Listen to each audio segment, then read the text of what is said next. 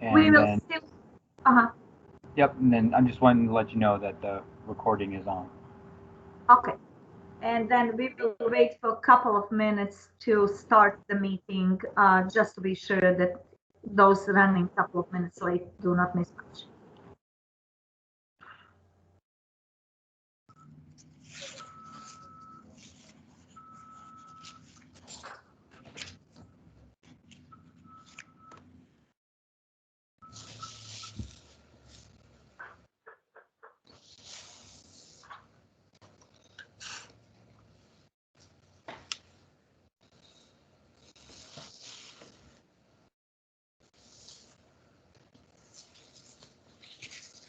Is Carrie here? I cannot see her picture, and usually she is with camera on. Carrie, are you here? Hi, Lyrica, I'm here. Maybe it's Good. just, yeah, I have my camera on. Maybe it's a different screen or something. Now I see you, and we were waiting for a quorum, and you were the fourth one to join. Emily is running a little bit late. Brian is just joining us. I see him waiting in the lobby, and Marsha lost her internet connection, so most likely she is not going to attend today's meeting. Okay. Okay. Good to see everyone. Yeah, good to see you guys. Yesterday I was doing meeting minutes, and I am a procrastinator regarding things that I don't like to do, and meeting minutes is not my favorite. So I was doing meeting minutes. I was just thinking, how do they understand me? I have such strong accent. But when I listened to myself, I was like, oh, nobody can understand me. I'm not aware of it when I talk, but when I listen to myself, I called Dan Wood, our fire marshal, and I said, I can barely understand myself. And he said, Elvie, I've been around you for long enough to train myself to understand you well. No, not an issue. So hopefully you guys don't have any issues as well. No. I understand you perfectly. Yeah. Seems to be fine. And now when we have Brian with us, I think we can actually start the meeting because Emily is running late and Marsha is not attending. So we do have 5 members, present, and that is good enough to begin with the meeting, okay? Good. So the first item on the agenda is the announcement about the chairperson. You guys voted by email. I saved emails, and it was 4-3 for John Style. Good. And so he will be your chairperson for as long as you guys decide. You may say that he will be your chairperson for another year, for this term, for 6 months. Whatever you agree upon will be, will be respected. But for now, he is the chairperson, and and he knows that he's been selected because we can make a phone call to one person and still not be accused that we are doing, a meeting without, public notice. So, John, if you wouldn't mind, you can call your members, and then you may propose adoption of minutes and follow the agenda, okay? Okay, so we've got to call this all to order, correct? So the Yes. meeting itself, okay, so it's 1:04 on March 30th, 2021, call the Building Codes Advisory Council meeting to order. And I look for an adoption of the meeting minutes from last session. So move. Okay, a second. This is Carrie, I'll second. Thanks, Karen. Okay, and today's agenda, we were going to go over, well, originally we were going to go over the building, the incinerator building they wanted to put up at Iowa State University, correct? Yes, that's the next item on the agenda, yes. Okay, so. Originally, I'm apologizing that originally I sent you 2 proposals for alternate methods of construction and design. One of them, Iowa State, and the other one, University of Iowa. University of Iowa, they were not ready to present today. So most likely next time around, whenever we schedule the meeting, we will have another proposal. But today, it's the only one. It's from Iowa State. And it will be presented by architects, but the introduction to this will be given by Patrick Doffenbach. He is the construction design engineer senior with my office, and he was the one involved in evaluation of the proposal and recommendation to us as a building code team. And then the follow-up was the recommendation from a team to the acting building code commissioner to approve the proposal. However, without your approval, it cannot be finally approved. So that is what you will be doing today. Outstanding. I've gone over these drawings pretty carefully. I think this is a very well planned out piece of equipment. I just have one thing I'd like to say. I don't see where there's a water pressure interlock for the fire door. So let's say the water system was interrupted for some reason, the fire door would still open, I believe, in this case. So other than that, I think it's awesome. Any ideas? So, Rick, there you go. Yes, hi. Yes, Patrick. I didn't know if the manufacturer was here today. They as are. part of this. Would it be helpful if I introduced the team? Yes, please, if Yeah. you wouldn't mind. Yeah. Okay, great. I'll start. I'm Rick Gabriel. I'm an architect and senior project manager with Strang. We're an architecture and engineering firm in Madison, Wisconsin. Our client is Iowa State University, and we have Dave Bloom. He's the project manager. Troy Carey, who is with the Environmental Health and Safety, and Bill Dieslin, who is also with Environmental Health and Safety and one of the operators of the equipment.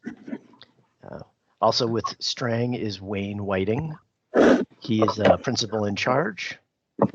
And we have Dan Sullum from White's Construction. They're located in Iowa, a large construction company. They're the general contractor. And from Continental Fire Protection, we have Sergio. They're the fire protection subcontractor. And then from the incinerator manufacturer, which is Consutech, we have Bob Lee. He's the president of Consutech, and George Fultz. He's their engineer. Okay. Thank you. Hey guys, did anybody hear my last comment? Yes, you asked if there is I believe a water pressure interlock. So Yes. if your concern was if the door is The water pressure were to be interrupted, what would stop the fire door from opening? Okay. I think we'll have Bob or George answer that. I know that if there's a power failure or something like that, the fire door, the vertical acting fire door, is operated hydraulically. So if there's a power failure, the controls for that automatically open, and the hydraulic fluid drains out of the lines and allows the door to close automatically by gravity. But Bob, will you please, you could address John's question? There's no water pressure permissive on the fire door to operate. And candidly, in this type of environment, when you're dealing with wet waste, wet animal carcasses, you could really not even use that fire door water spray. It's intended to make sure that volatile materials don't pre-ignition as the ram moves forward. Although when that fire door is up, the ram is already pushing whatever is in that hopper into the machine. So it's really a moot point at any rate.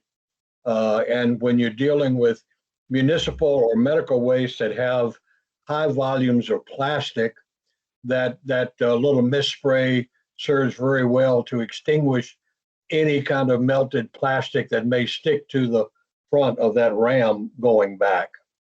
But to answer your question, there is no water pressure criteria for the door to open. Well, I guess I misunderstood the operation of this whole machine. I was led, what I'm reading here is that those water nozzles activate every time that door opens. Yes, it does. So you really don't care if there's water there or not? You're not trying to prevent extremely high temperatures from entering the space above the incinerator? It's not there for that purpose. I see. Well, okay then. Yeah, I guess you're right. Then it's a moot point altogether. So I move to approve this design and let it move forward. Unless anybody has something else they want to discuss. Yeah, does anybody else got anything else? Or if you don't, can we get a second on it? I would second. Cool. Good to go. Okay, thank you. Okay. Okay. And then I think next on the agenda, moving forward, was Hey, the 2000. sorry to interrupt. We need to vote on those two motions. We have to go back and vote on the motion to approve the minutes, and we have to vote on the motion to approve the alternate methods. Okay, I vote yes. Wait. So, Which one? so let's take a vote on approving the minutes from last session. Okay. Okay, So That can be a simple one like that, unless somebody requests a roll call vote, can either be aye or nay. And then if somebody wants a roll call vote, they can ask for one. Meaning right, everyone separately says it. Okay, all in favor, say aye. Aye. Aye. Aye. Anyone against it, say nay. Okay, so that's passed, correct? Correct. All right, and the This next is why motion. you don't want the lawyer to come. I just make everything more work, right? Oh, that's No, good. you know what? It's a good thing you're around. I don't know how this works. I'm just a regular guy. So then the next motion was to approve the incinerator system at Iowa State University. So we had motions to approve it first and second, and now we'll take a vote to go ahead and approve it. So all in favor, say aye. Aye. Aye. Anybody opposed, say nay. All right, so it's passed. Okay.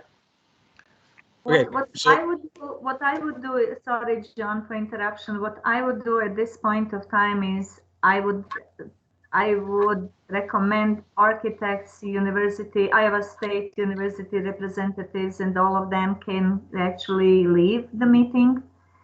okay. And then I will send you the approval. Once we do minutes, you will have it captured by minutes, but you know now that your proposal has been approved. All right. Thank you Thanks for very attending, much. guys. Thank you. Thank you very This is- much. This is Thank you. Bob Lee. We're exiting the meeting. Thank you. Have a Thank good you, day. Matt. Have a good Bye. day, Rick. Bye.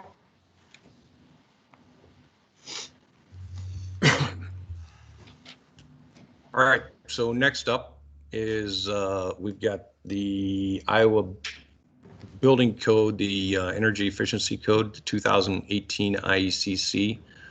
Whether to adopt it, move it forward, I believe is where we're at with it. We've been over, I guess it's been hashed around for well over a year, and it's back at us with the amendments. So Ron, I asked Dave Ruff Osborne to kind of brief you guys again to what have the Building Code Advisory Council and the Building Code Bureau, what have we done so far? Even though last time he was briefing you on who was the team that worked on these amendments and how this proceeded and everything else, I think it wouldn't hurt for him to repeat himself as introductory to a process that we are yet to, to proceed with. So Dave, if you wouldn't mind to tell the board members, the council members, tell them again, where are we at with this document? What happened? How we developed the document to a point it looks like now, and what Okay. you anticipate would be the next. Okay, can everybody hear me all right? You bet. Yeah. We can. Okay, so where we're at now, we're basically 6 years past, 7 years past where we were when we last adopted an energy code. We had a council that was an energy code council meet to look over the 2015 codes. If you recall, and a lot of you were on that committee, that was also approved by committee and got stuck in the politics of the time period. Fast forwarding then to the last couple of years, we have gone through a similar but different process. This time we did phone calls for different groups. We met with code officials, we met with home builders, and we met with basically raters in the areas to talk about how energy code is looked at and how it is used or how it's not used. Is it, we have 6 questions we asked everybody and basically judge from there what everybody's thought was about moving forward with the 2018 energy code. Basically, all 6 questions, nobody had a problem with what we're doing. In fact, even the home builders, of course, the HBA was involved with it, and they basically just gave us their list of wants, and that's how we arrived at the amendments that we have in the document that's in front of you, which is Chapter 303. So, long story short, we've been through the whole process a number of times, and we've boiled down HBA's wants and requirements to almost the exact 4 amendments that we have under the 2012. So I'm hoping that everybody in the council has had a chance to go over 303 because there's a lot of red marks in it, but most of the red marks have to do with language changes in the 2018 code. For instance,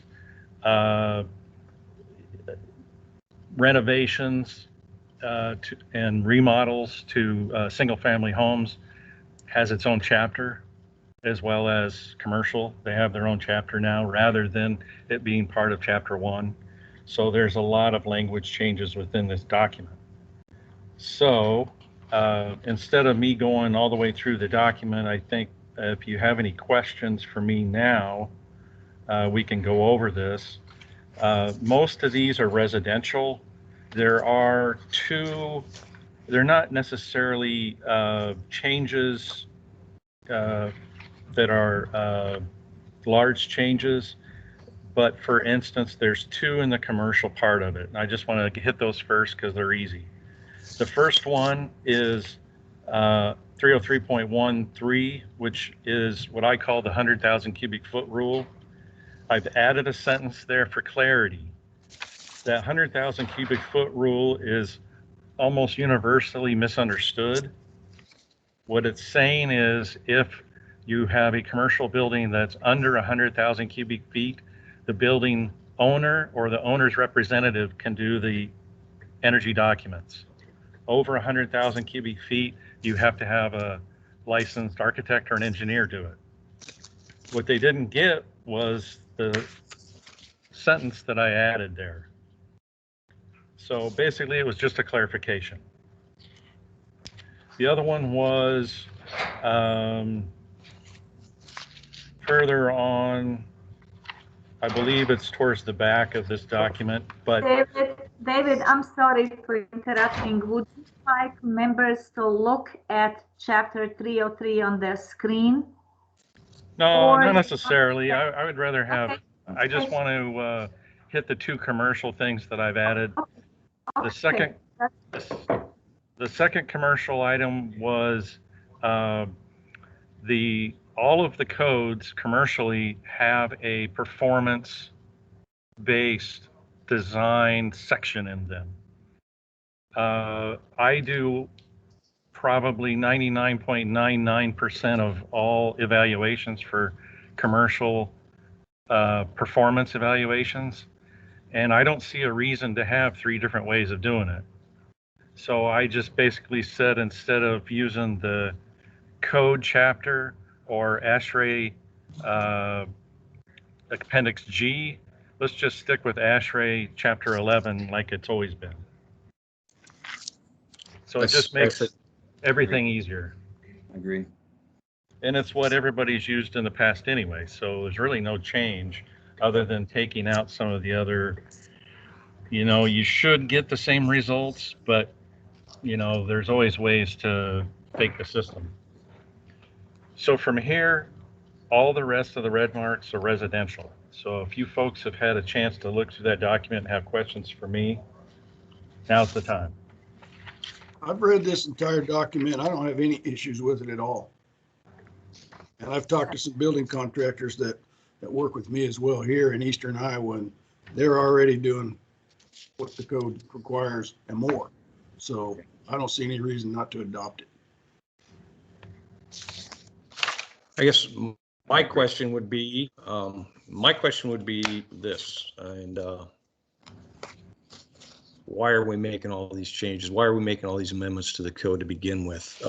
So we adopt all the other codes throughout the state without amendments. And I've talked to some builders and inquired to them, what are your costs, where are your costs incurred, and what kind of a cost did you see going to the building code in 2012. They said that wasn't their biggest cost. Their biggest cost was materials and electrical codes, right? Sure. We don't amend anything out of the electrical codes. So why do we amend anything out of the energy codes? Well, it's not necessarily true. There are amendments in the electrical code, but we try to, just because it's way easier to not amend anything, because it's, you believe it or not, all the different I codes reference each other. So it's always way easier to not amend anything, and it's way easier to be on the same year of codes throughout. The issue here is, and I'm sure everybody's aware of it, so I don't have to dance around the subject, is that the home builders are very political and they have a lot of horsepower behind them. So this document and the amendments were specifically made so that the idea was that contractors could get up to speed with the changes in the energy code. And granted, John, I agree with you, but we're 6 years on with basically the same amendments. I agree with you, they should be going away, but HBA has horsepower behind them, and this was a way to get them to basically agree with what we are trying to do is go forward, yet pull back a couple of places that contractors have a problem with. Some contractors, let's say. Yeah. Believe it or not, HBA gave me, if I recall, 28 different amendments they would like to have. Some of them we could do away with because they weren't in our climate zone, but they all come from HBA National, and we went through them carefully and said, okay, Most of these fall into the 4 categories that we have amendments for. What would you be okay with? We did the pressure test numbers. We did change slightly for this year. We made it a little more strict for single family homes. We made it a little less strict for multifamily, which would be apartments. So it's 4 ACH 50 for apartments and 3.5 ACH 50 for single families. That was kind of a trade-off. That was seen because apartment buildings have been having a tough time meeting the energy code. But it's generally the pressure test that they have the tough time with. Yeah, and I would argue that, Dave, not that they don't have a hard time passing their blower door tests with multifamily, but it's not that it can't be done because it's being done in the surrounding states around us. It's exactly that, John. It's being they have to learn how to do it, and it's just a learning curve. Yeah, and we've given them how many years to learn on it? I mean, since 2014, they've been trying to learn on it. They can get it, and they know darn well they can get it. They just don't want to apply it. The other thing is we're giving them 3.5 air changes per hour on residential. Most of the buildings, and you know, I say this from experience because I've gone up into Northwest Iowa and tested homes that blew 3.5 away. They were like one air change per hour. And yeah, we have that here too. Yeah, we've got homes that are getting 0.6 air changes per hour, right? Yeah. So this 3.5 air changes per hour is, to me, it's HBA National's way of saying, well, we don't really want to go to the code. But their builders here locally are already building beyond this code. They're already beyond 3.0 air changes per hour. Rarely do you find three, you know, in the state of Iowa anymore that are being tested. So, I mean, I would like to see that go to where the 18 says it should be, and I think it's 3 air changes. Yeah. So here's something I want to throw out to you though, because it's kind of seeming like it's going this direction. From what I understand is the 21 code will be basically the last energy code we'll have. ICC is changing it to a standard. Mm-hmm. So instead of codes, it'll be a standard from now on. So we do have the possibility for the next cycle or so, once we get the 18 in, we have one more code to adopt, and then maybe somewhere in there as well, we can move forward with getting rid of the amendments. So keep that in mind. Getting rid of the amendments would be nice. But right now I'd kind of like to work on revising that amendment and taking it from 3.5 down to 3, because we know that we're already building to that. Well, my recommendation is this is a political football. Mm-hmm. So my recommendation is the council should stay what we have here, and then bring it up in the next few years to take the amendments out. It's better to go forward as much as we can and then battle with the HBA with the rest of it. Okay, then 2 other things, and these of course would be amendments as well. One is the ERI. Are we going to allow the ERI? Believe it or not, I had a request for an amendment to change the airflow rate. Of course, it wasn't part of our original discussions, so I couldn't necessarily put it in. Mm-hmm. But what I found out was the airflow rate was put in there specifically to make it a little harder to pass the ERI. Well, so, there's that, and then there's the other side of it is that so it was really never going back to the ERI and the ventilation rate and the fan efficacies. It was never given a chance to be voted on. Yeah, from the ICC. Yeah, it was just kind of thrown in there at the last minute by two guys, one out of Wisconsin, who just went up there and said, hey, let's make this change. They agreed to make the change, and it was never voted on. Now in 2021, those two same guys have came back and said, you know what, we know we goofed up. Let's take it out of the 2021 code. So there's language in here that can be amended out of that section of the ERI, which will straighten it out. It'll just straighten the whole thing out. So you don't have to remove the ERI. You can leave the ERI in there as a compliance method. You just change the wording and the ventilation. Yeah. See, from what I understand, and Catherine, you might be able to shed some light on it, but this type of thing can't be done by the code council. It would have to go back through work groups, and we'd have to start the way we did this over again. Code council can only vote up or down. They can't vote for amendments themselves.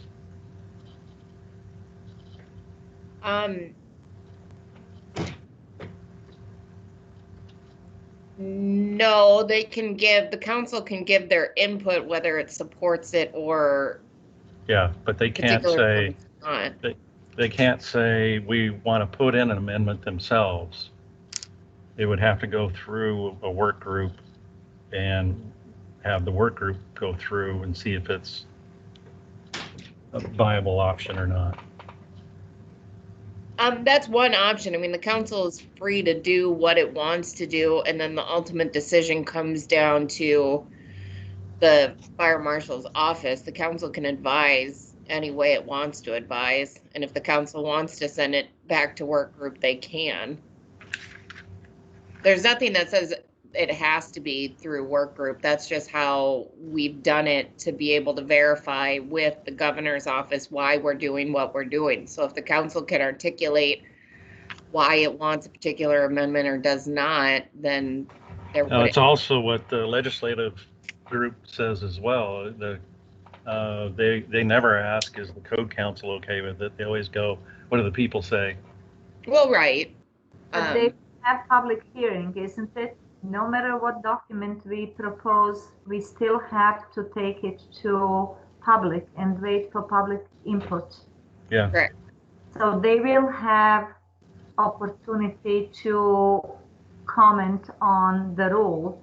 I think the question here is, can really the advisory council can they really write a rule, or it has to be written by a commissioner for the approval by the council, or the Building Code Advisory Council can actually write the rule that on the end of the day will go before public. Is that your question, Dave? Well, yeah, it's more procedure. Yeah, procedure of how.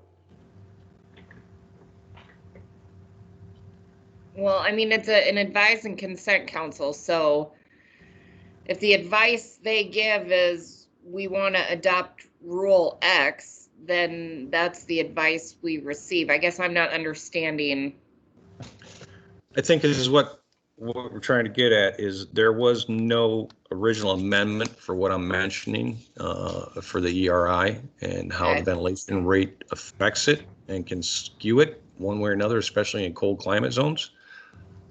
So seems how that amendment was never included in any of the other amendments. Can we, as the advisory council, come in and say, hey, we would like to see this amendment put in place? Or even the first one you asked for, John, is to get rid of all the amendments. Yeah, or say, hey, why do we have these amendments? Right.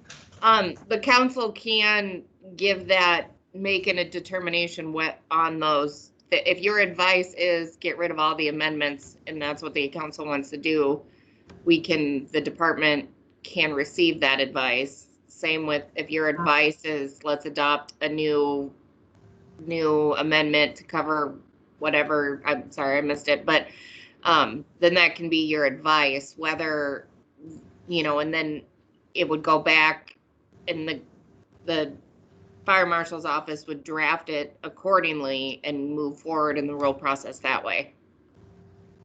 Okay. Did I answer it? Kind of. Yes, you can give whatever So- advice you want to give. So we can offer the proposal, so to say. Yes. Okay. All right.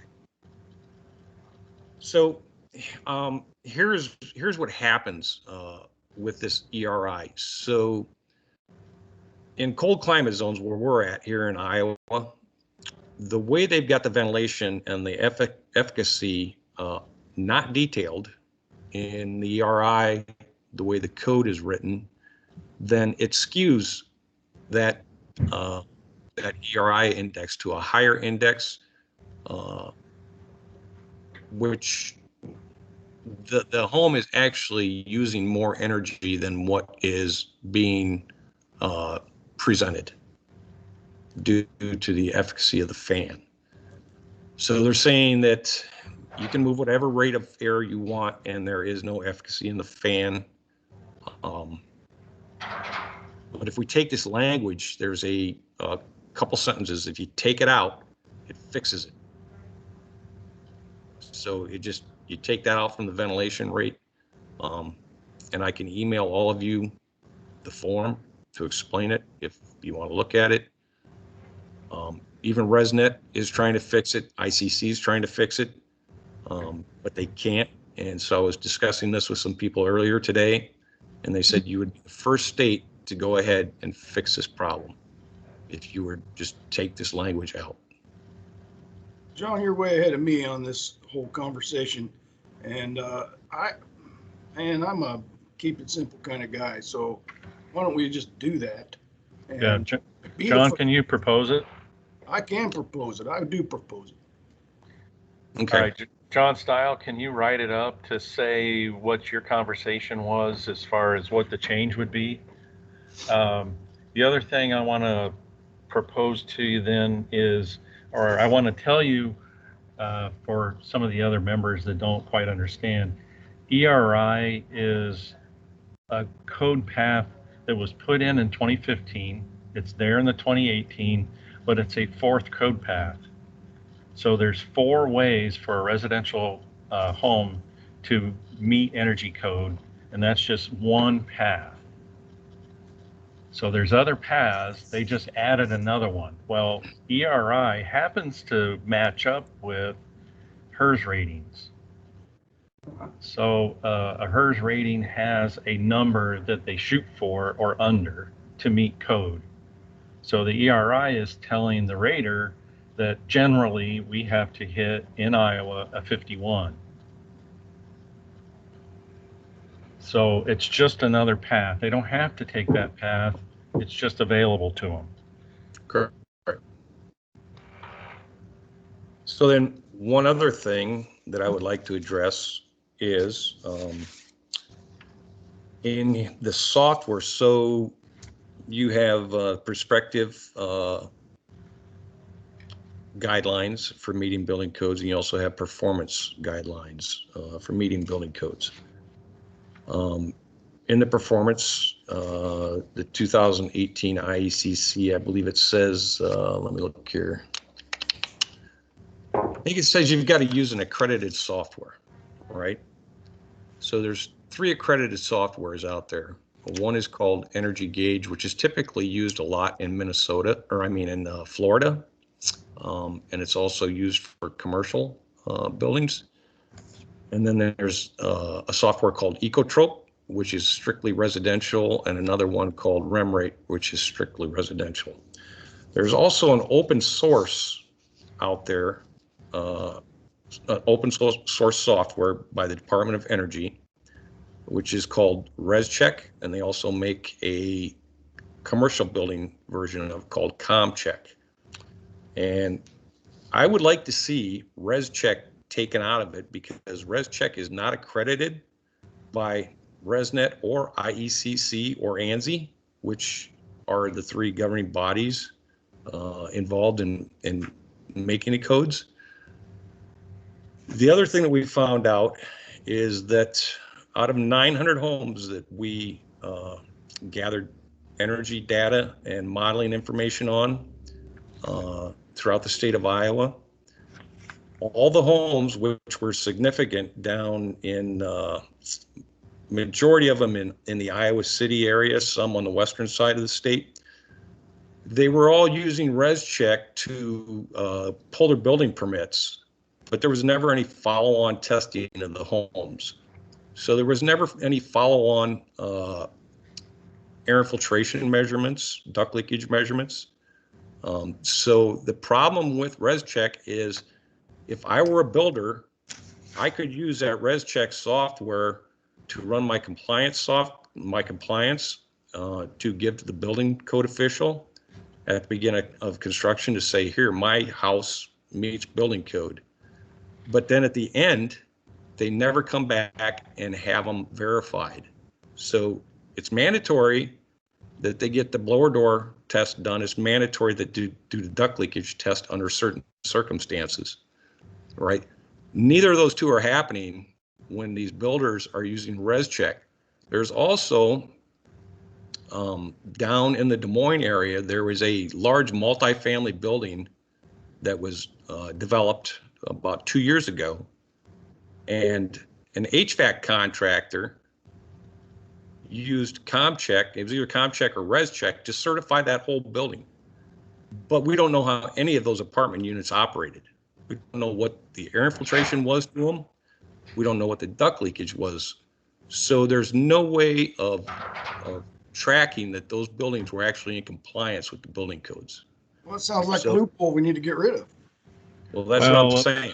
What John's talking about is it depends, especially on multifamily. If it's 3 stories or 4 stories and more, it falls under the commercial code, even though it's residential. Right. Under the commercial code, there is no testing required. In 21, the 21 code actually throws in some, it's not even testing, it's more of commissioning for envelope.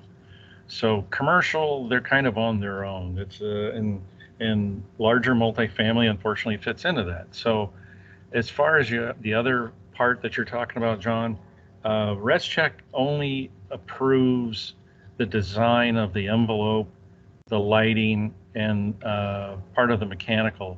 It doesn't approve the testing. So your jurisdiction is what's letting you down there to get the testing results. You also would have to do or turn in Manual J, Manual S, and Manual D, especially in a jurisdiction that adopts the residential IRC. So there's parts of it missing. ResCheck is fine because it's not a performance path. ResCheck is the primary path, which is actually using the tables. It's just a software to use the tables. So you can trade off things because you're using the U-value table, but it doesn't allow you to go any further than saying that I'm trading off the U of 0.26 windows to the R value of 20 in the attic or something to that effect. So it's only parts and pieces that it trades off. It's not a performance by no means. And there's more parts to it that are missing. In fact, ResCheck will print off the panel certificate at the end, but it wants those other parts. So it wants the blower door results, and it wants duct blaster results, and that sort of thing. So in that case that you mentioned, John, it has more to do with the jurisdiction either not understanding or just not going the rest of the way. Well, but that's that jurisdiction there with the multifamily that was 3 stories and under. But the other one is the other jurisdictions that are letting, and it goes back to, the code official not understanding what needs to be done. But the thing is, that option is out there for them to use, Dave, and it's not accredited through Resident ANSI or ICC. It's out there. It's a DOE program, open software. Anybody can use it to meet the code requirements, right? And then they just skip the mandatory blower door and duct blaster because the code official didn't understand that, hey, even though you gave me this res check that says you're compliant, you still have to do these last two things, and they're not getting done. So in order to make sure that those two final testings are getting done, I suggest we just not allow res check to be used.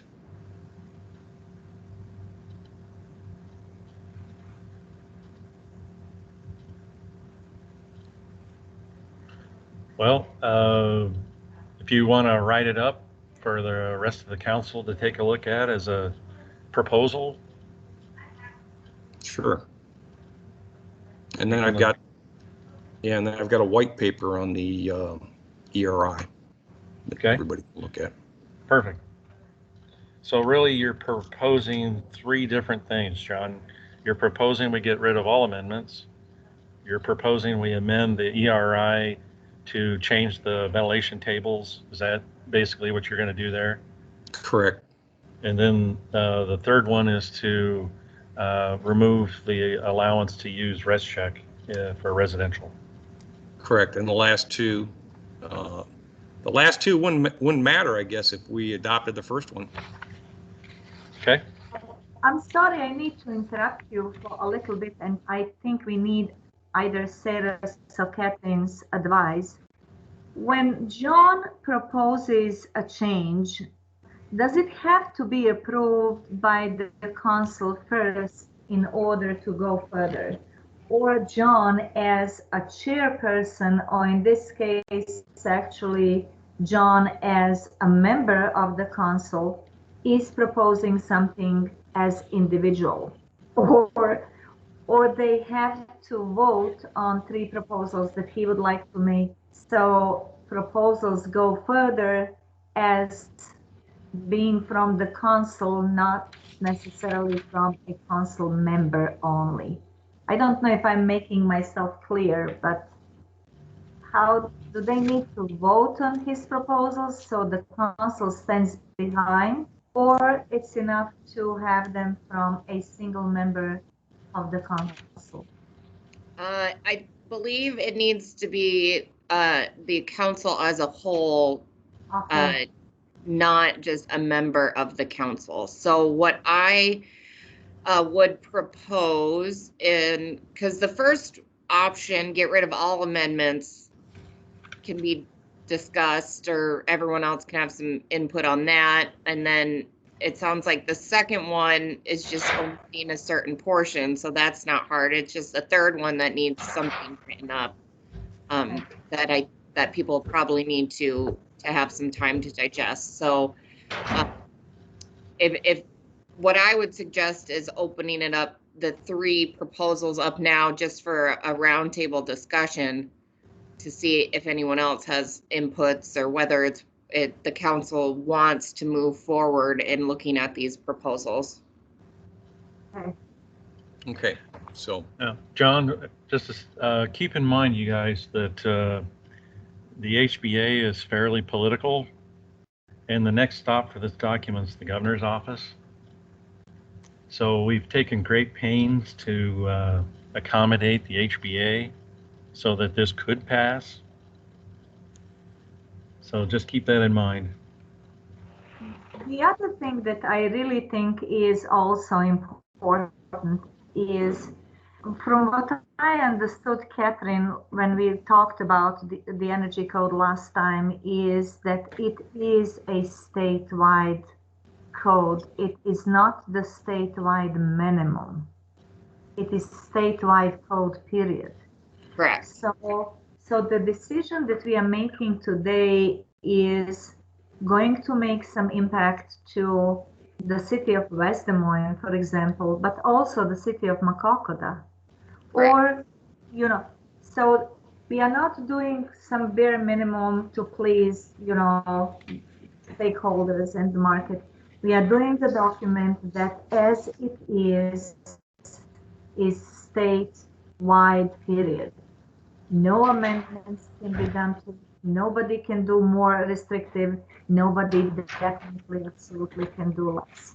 So the document has to fit the market, I think, and I would like you to keep that in mind.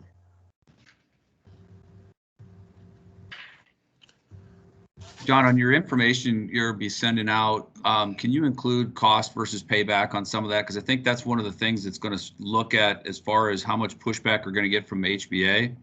Sure. You know, from the national information that came out of National Home Builders Association, their biggest thing through most all of that was, you know, the cost of implementing that particular section versus payback. So in other words, if it had a 5 or 7 or even a 10-year payback, it wasn't as big of it's not a big monster issue. First of all, safety is the first point. We all know that, but we're talking about energy savings here, not life safety.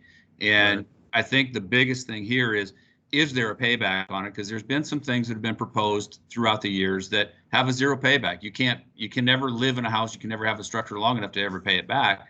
And some of them are 50-year or 30-year or what have you. We just kind of need to get an idea of what we're dealing with. And I think that's going to make a big decision on whether you're going to get home builders to come in and join and make this thing go through easy or not. Not that we would live and breathe necessarily, you know, by one lobbying agency, but I think that I think we do need to do our due diligence and take that into consideration as well. So if you could maybe include those numbers with that when you send it out so everybody on the council can kind of get a feel for it or grasp for it, I think that would be very beneficial to everybody. Sure. You have, the council has seen the payback materials I've sent in the past, right? I've got DOE stuff. I downloaded this stuff from National, so that's where I got my information from, but I don't know that I personally have seen yours, John. I did not Or send it to them, Dave. I don't have the document. If you have it, and if you would like me to send it to them, Yeah, more than willing to do it, but I haven't done it. Okay. I haven't. You know, and maybe in a Okay. effort. I mean, Dave and the crew have done a great job and a lot of time and effort put in this over the years. I really hate to see us delay it much longer. If, you know, at this point, moving it forward, we need to get it done as quickly as we can. So maybe if we're going to discuss this and put this off voting today, if that's what we're going to do, I'd like to see us have an email chain that we can all join in on and everybody get answers right away so that we can get maybe another meeting scheduled fairly quickly to make that decision.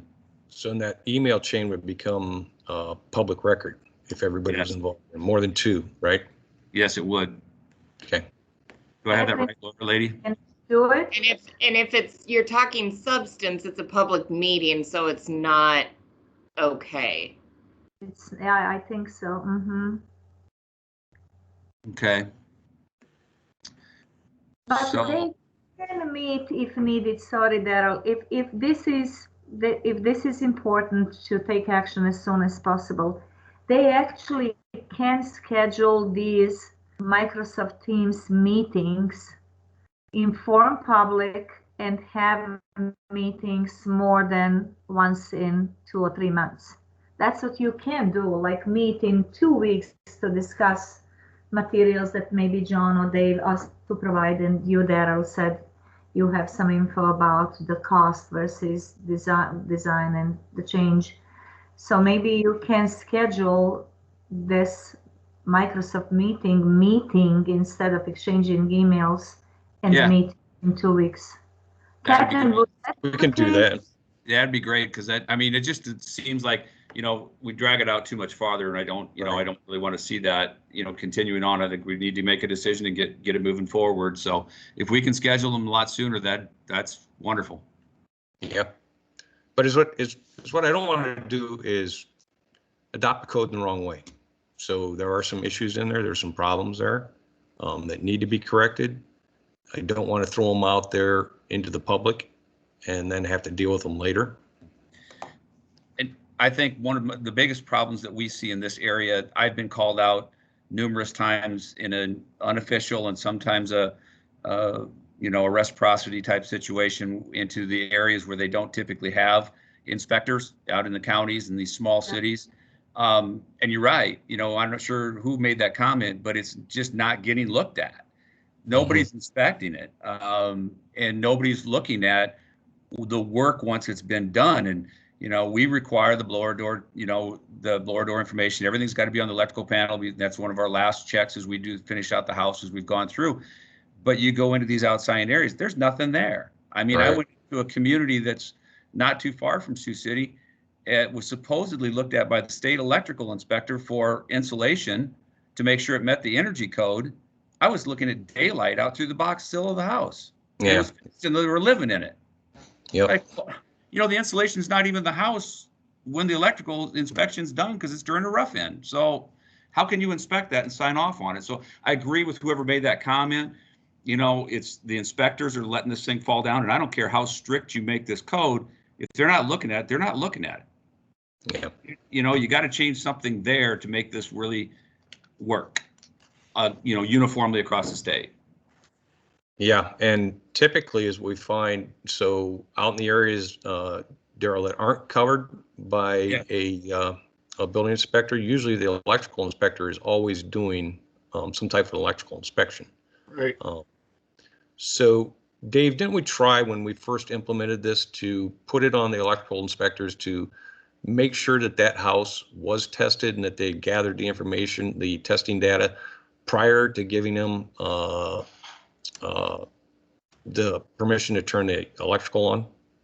Well, not really. What was happening is I had enough of a grant at one time that I paid the electrical inspectors to gather data. Basically, what they were looking for were 6 things, and most of them were paperwork. And the idea there was to find out in the rural areas how close they were to any sort of compliance.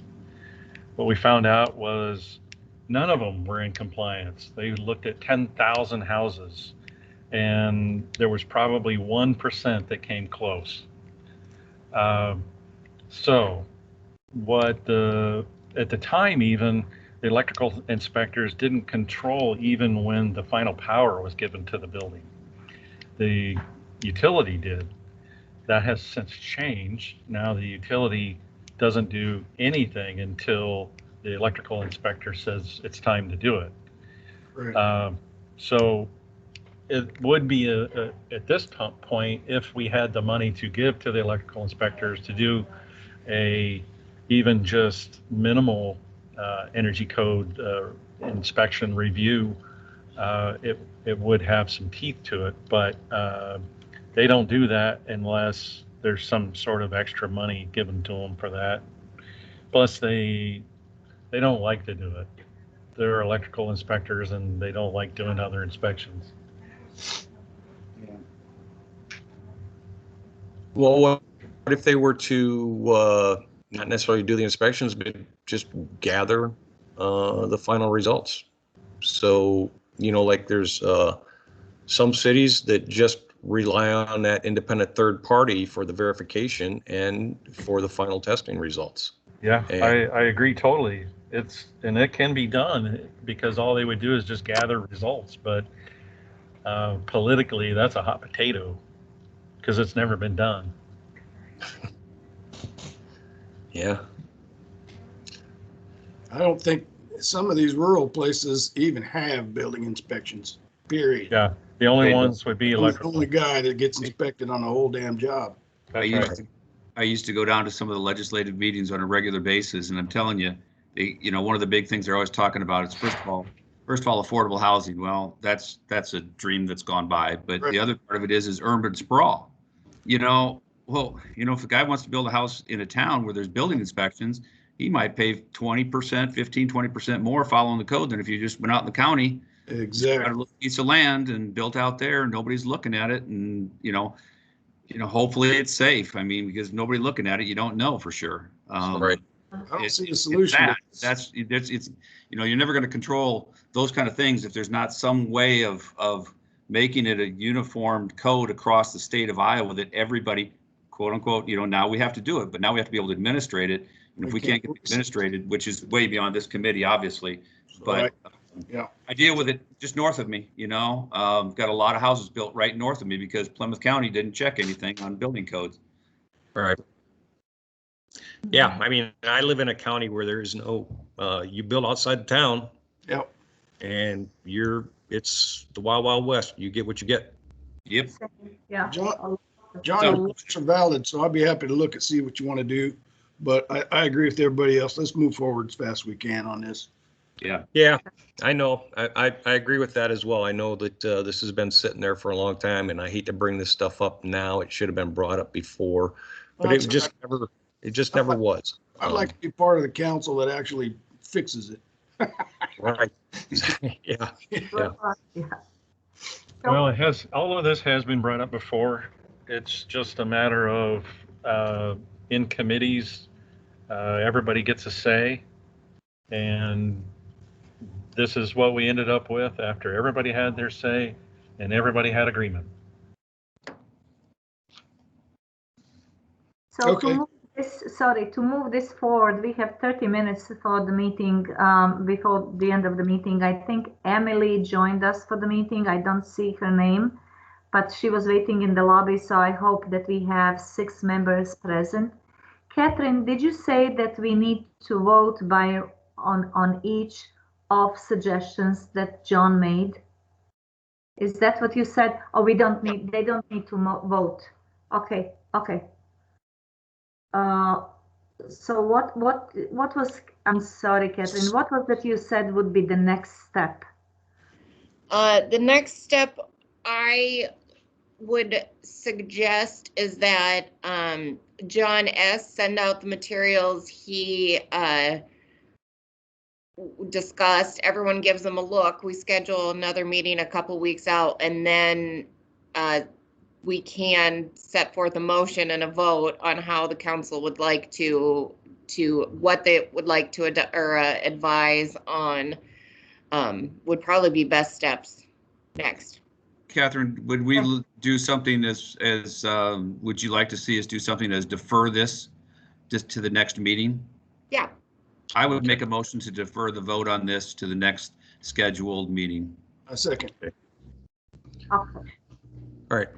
Okay, we got a So vote. we have to take a vote, right? Yep. All in favor, say aye. Aye. Aye. Aye. Aye. All against it, say nay. Okay. Okay. So, Catherine, I'm sorry to call you all the time. That's all right. I bet that they have same question, so I'm going to ask. If Daryl sends me info that he said and has, and then if John sends me what he believes needs to be shared with the council members, and if Dave sends what he said has, if all of them send it to me and then I distribute to members, that is okay. They're sending me information for the next meeting, and then we schedule the meeting in, let's say, in 2 weeks from now, mid-April. Doesn't matter. Yes. Yeah. All of them can share this information, read documents, and then but they will be discussed only on next meeting. They cannot communicate among themselves about documents they receive from me. The communication will happen during next meeting. They are welcome to communicate as long as there's not a quorum. So if John and Daryl want to call each other and talk, or John and John want to call each other and talk, that's totally fine. But if Carrie and John and Daryl are on an email, that's not okay. Okay. So they can communicate, share info, as long as it's 1 or 2 of them, 2 plus maybe 3 of them. But the gist of discussion should happen on the next meeting. Well, and if there are clarifying questions, I would recommend an individual reach out to their co-counsel to discuss beforehand, so that if the conversation will be more efficient at the next meeting. Okay. Sounds like a plan. All right. So does anybody else got any other questions or concerns then with the 2018 code, or mention anything about it? No. No. All right. So then we'll go ahead and we'll put that on for the next scheduled meeting, which will be what, in 2 weeks? You let me know time. If you know now, you let me know time now, and then I will send an invite. Yeah, let me pull up a calendar here. Schedule it for whenever you want, John. I'm available. Okay. And So I don't think that, you correct me if I'm wrong, I don't think that for this meeting we will need Dan as an acting building code commissioner. Or we do need him to be present. Are you asking Catherine? He probably should be there. Should be, okay, then I will see his available time. So if we look at the 13th of April. I'm not available 13 and 20. Okay, let's look at the 14th. Would that, anybody get, is that open for everybody? I'm good. I'm good. I can do the 14th. Okay, Afternoon works. Yep. want to do it at 1 o'clock again? Yep. Would an hour be enough, or you would like me to schedule from 1 to 2:30? I think an You hour. know, I think, yeah, I think an hour will work, right? We've talked about this quite a bit. Probably be the only item on the agenda, so we should be able to. There you go. Right. Okay. Okay. And we should all be doing our homework, right? Yes. Yes. You get an A+, right? And it will be same, you know, Microsoft Teams, not in person. So it would be April 14th from 1 to 2 o'clock. You will have an invite from Mike Lowe. Sometimes this or next week. I will do my best to do meeting minutes from this meeting, abbreviated of course, because everything you want to hear again is on YouTube. So you can listen to the entire meeting, you know, using that YouTube link. I was even wondering, Catherine, if I have to do meeting minutes if we have them on YouTube. Do I have to do meeting minutes and capture what we talk if we already have it taped? If it's on YouTube, it's public record, right? Yeah, right. It is. Yeah. Yeah. That's an excellent question I don't know the answer to. Then the answer is no. If you have any dilemma, the answer is no. I don't need to do meeting minutes. I will do them until I'll take it under advisement. I'll do them next time, and I will send Mike Lowe will send you an invite probably by the end of this week. Cool. Okay. And would the council like to decide whether to have an opportunity for public comment at that meeting in a couple weeks or not? Up to you. I think that time's passed. Yeah, I think we've had that. This is going on way too long. Yeah. We need to put this to bed. Okay, so there's nothing else on the agenda, correct? Correct. No. Okay, so is there anything else that anybody else wants to bring up as far as like having on future agendas or anything like that? I would like to see us look at getting in there to get the 2021 building code adopted, IBC, IRC. Okay. Who was that? Who was it? Brian? Daryl. Daryl, we are in a process of adopting 2021 for the building code, international existing building code as a state historical code. We are adopting international residential code to a very limited application of it, but it doesn't matter. And we are moving with adoption parallel to that, as last time I said, we are moving with adoption of 2021 state fire code. So we drafted the proposal. We drafted amendments to the state building code, which is chapters 300 and 301. These two are talking about administrative provisions and the actual adoption of IBC 2021.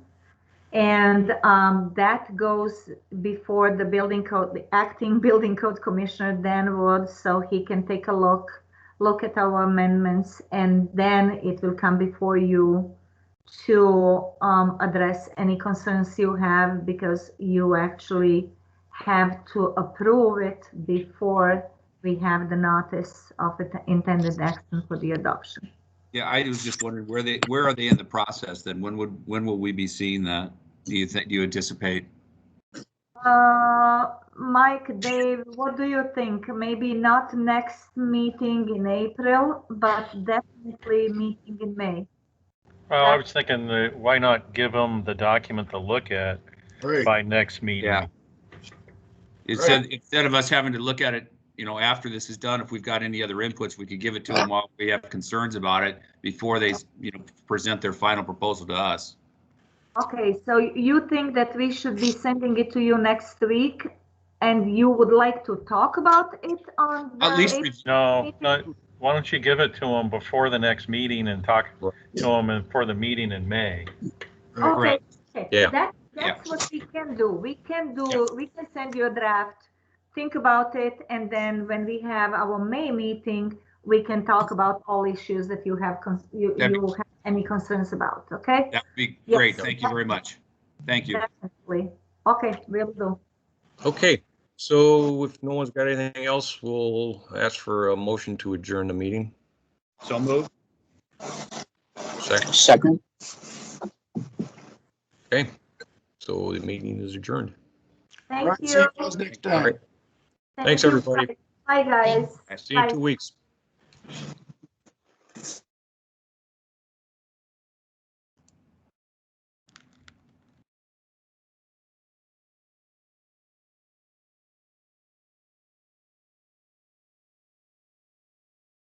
Yeah.